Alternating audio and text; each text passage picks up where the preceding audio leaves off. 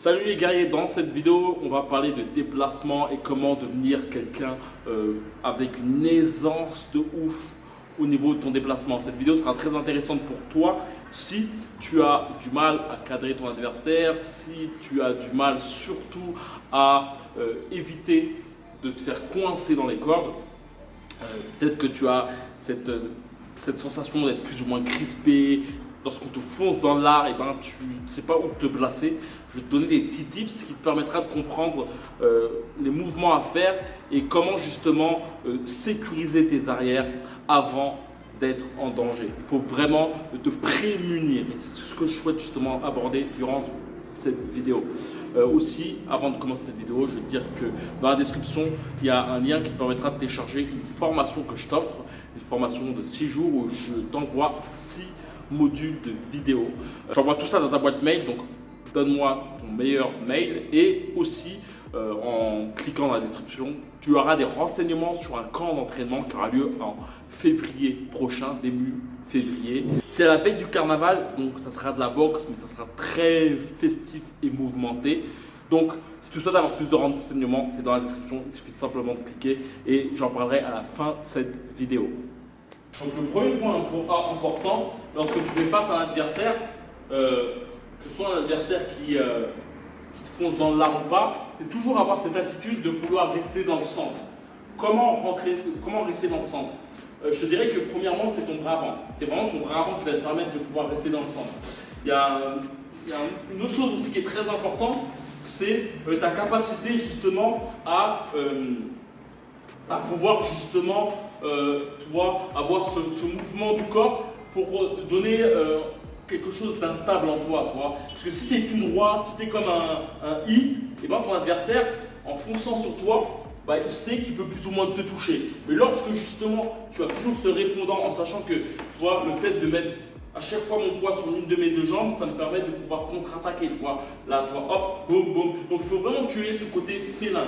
Et d'ailleurs, c'est ce que je montre beaucoup dans ma formation que je t'offre dans la description et sur mon ticket. C'est vraiment ce côté félin qui va te permettre d'être plus efficace. Et j'en parlais d'ailleurs dans un précédent bootcamp. Ah les gars, faut jouer vraiment sur votre poids là. Ça là, de suite comme ça. Et à l'outil que vous faites. Une fois. Je ne veux pas être à l'extrême limite, vas-y, c'est avec moi. Tu vois, vous êtes très très robuste, très important. Voilà. Hop, hop, pourquoi? Si c'est les deux mains après.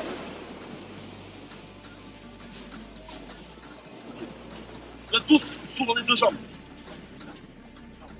La première chose, c'est de ne pas être à la gestion de faire un bond au sens de votre adversaire. Donc là, je sais que je suis à distance de moi. Là, je suis trop près. Là, je suis à l'extrême limite, donc je reste là. Tu vois? Et je joue sur les deux jambes. J'ai envie de mettre une droite là. Et en plus, c'est comme une esquive, tu vois. Là, c'est ça. Tu vois? Donc, c'est vraiment sur ça. Hop, hop, hop. C'est vraiment le premier point, le côté félin, le fait d'avoir ton bon bras avant, c'est ça qui va te permettre de pouvoir rester au centre.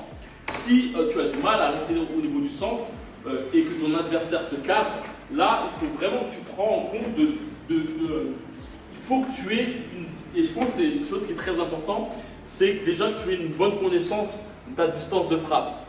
Ça c'est une chose qui est primordiale, comme je dis, j'en parle aussi dans la petite formation que je t'offre.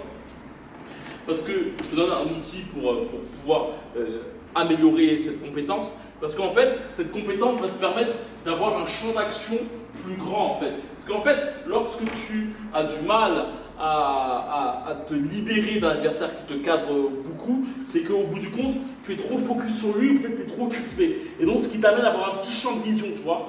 Lorsque tu as un grand champ de vision, et ça je te conseillerais même quand tu es loin de ton adversaire, baisse tes bras. Ça te permet justement d'avoir moins d'énergie au niveau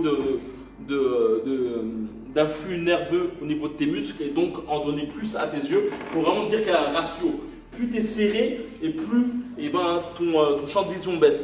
Plus tu es comme ça et plus ton champ de vision s'ouvre. C'est pour ça que tous les boxeurs qui ont une grosse mobilité ont les mains baissées, c'est physionomique. Donc dès que ton adversaire par contre est près de toi, là tu lèves tes mains, tu vois.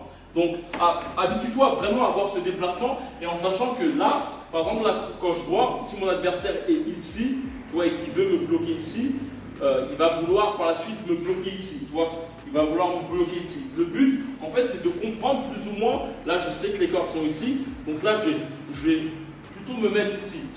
Là, il peut me bloquer, donc je vais plutôt me mettre ici, tu vois. Le but, c'est de retourner au centre, tu vois.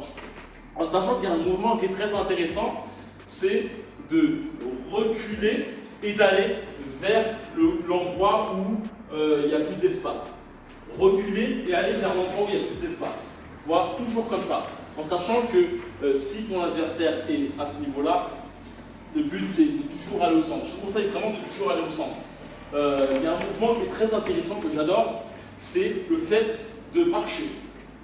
Tu vois, tu peux te déplacer comme ça et tu peux marcher par la suite. Tu vois, ça c'est des mouvements très intéressants qui ne payent pas de mine, mais ça te permet vraiment, tu vois, pas, et toi tu marches. Et c'est vraiment très intéressant. Et la première fois que j'ai vu ça, c'était à Slendam. Donc c'est vraiment très intéressant, tu vois, bam, et ça te permet en fait même de casser le jeu. Ton adversaire te demande ouais, qu'est-ce qui se passe, tu vois, et ça te permet de pouvoir te déplacer plus facilement, mais après replace-toi. Le dernier point que je te donnerai, c'est de t'habituer à avoir un mouvement de ton corps, tu vois. Là, tu vois, si je suis coincé, essayer d'accrocher ton adversaire et toi de donner de l'espace. Tu vois pas? Et accroche ton adversaire. Si tu es coincé, accroche ton adversaire. Mais le truc qui est très intéressant, c'est si ton adversaire est ici, n'hésite pas à t'accoler sur lui pour repartir et puis après repartir. Tu vois? En sachant, en parlant de ça, justement, il y a plusieurs types de déplacements. Il y a le déplacement normal, il y a aussi le déplacement de fuite aussi que tu peux faire, et qui est en mode arc de cercle. Je sais que pour nombre de personnes, lorsqu'ils te combattent, et c'est peut-être ton cas, et ben tu as cette situation où lorsqu'on te t'assaille de coups, et ben tu ne sais pas quoi réfléchir entre te protéger, envoyer des coups ou te déplacer. C'est comme être noyé sous des coups, et ça je dirais que c'est beaucoup lié aussi au fait d'être crispé. Je voulais te dire que dans la description, dans le lien, il suffit simplement de cliquer.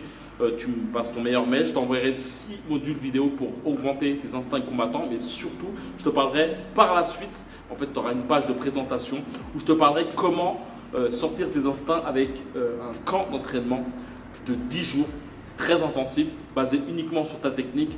Il n'y a pas de blabla, pas de cardio, pas de théorie, c'est vraiment que de la pratique et de la pratique par rapport à toi, uniquement par rapport à toi. Le but durant ce bootcamp, c'est de travailler le matin et l'après-midi. D'ailleurs, clique dans la description pour recevoir ta formation et aussi pour en savoir plus. Tu auras une page de présentation qui pourra te permettre de donner déjà des petits tips. Tu as une grosse vidéo explicative et aussi tu pourras surtout voir l'emploi du temps.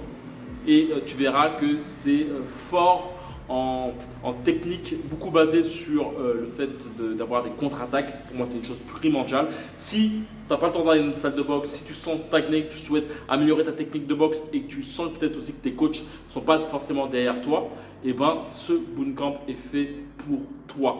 C'est 3 heures, 4 heures de boxe matin et 3 heures, 3h30 de boxe l'après-midi. La salle est à 5 minutes de l'hébergement, la plage est à 7 minutes, donc on peut se permettre de s'entraîner à la salle et à s'entraîner aussi à la plage. Plage, c'est plutôt le matin pour éviter les gros coups de soleil, mais aussi pour pouvoir fortifier ses appuis afin de les travailler en terre plate dans la salle. Donc, de toute façon, je t'en parlerai un peu plus dans la description, il suffit simplement de cliquer. Et ce bootcamp, c'est vraiment un bootcamp en petit comité, on n'est que 8, afin que je puisse être derrière toi constamment, te donner des exos individuels pour pouvoir te cadrer, beaucoup de sparring technique pour te permettre de consolider ta boxe et bon nombre de choses que je vais te parler dans la description. Il suffit simplement de cliquer. C'est 14 octobre, plutôt du 4 au 14 octobre. C'est 10 jours intensifs de boxe et c'est en tout petit comité pour te permettre d'être plus instinctif, percutant, et tu pourras voir d'ailleurs tous les avis des précédents participants. Donc voilà, dans la description, il suffit simplement de cliquer et comme d'habitude, que la boxe avec toi. Ciao.